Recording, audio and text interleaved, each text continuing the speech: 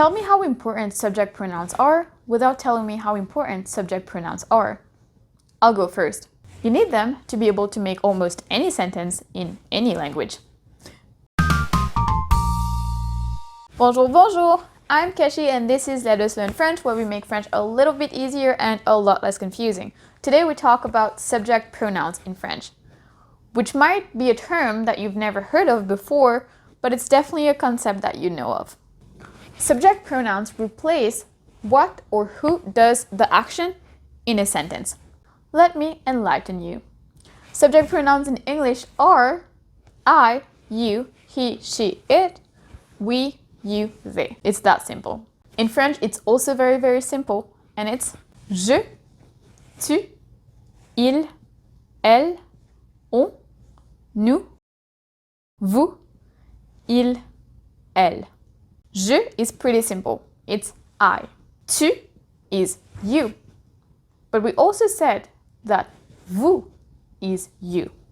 To learn exactly when to use tu and when to use vous, refer to that video up here or in the description below, where I explain in detail the differences between the two. But in summary, tu is casual or informal, so it would be with friends, and vous is either used in the plural sense of you, so as you all. If there's more than one person, then you would use vous, but also in a polite and respectful way, so as a mark of respect, sometimes you would use vous, so it's more formal. So tu is singular and casual, and vous is either plural or singular and formal. Again, watch that video if you want more detail about it. Now, il is he, and elle is she, but il or elle can also be used for it. In French, we don't have a specific word for it. We just use il or elle, depending on if the word is masculine or feminine. Now, on has a few different uses.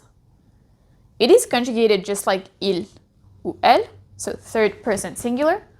Let me divide it into three different categories. The first one is people or one. For example, on dit que, etc. People say that, etc. On dit que tu dois manger au moins 5 fruits et légumes par jour. People say, or one says, that you need to eat at least 5 fruits or vegetables every day.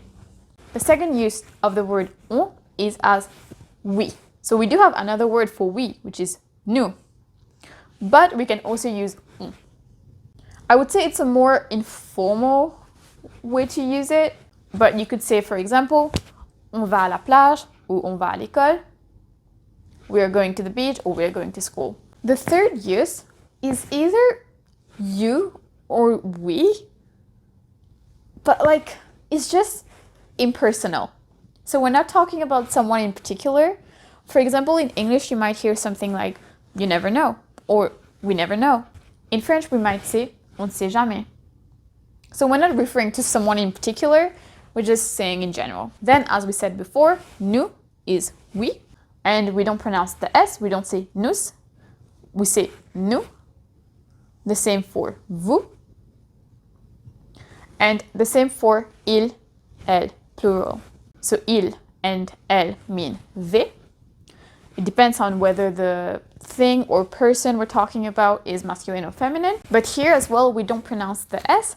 So if you just hear it, il ou elle, you don't really know if you're talking about singular, so third person singular, or third person plural. So how you would know is if first you saw it written down, or you'll have to listen to the conjugation of the verb, because it is different for singular, il and elle, and plural, il and elle.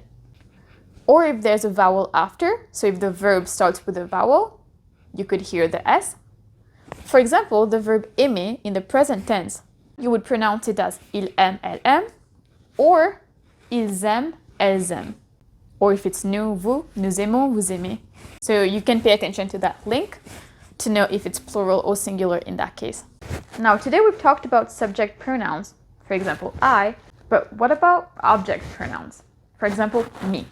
If you want to learn about this in French, make sure to subscribe and hit the bell notification, because next week's video is going to be about that. Share this video with your family and friends who also want to learn French, and as a thank you, here are 2 other videos for you. have fun.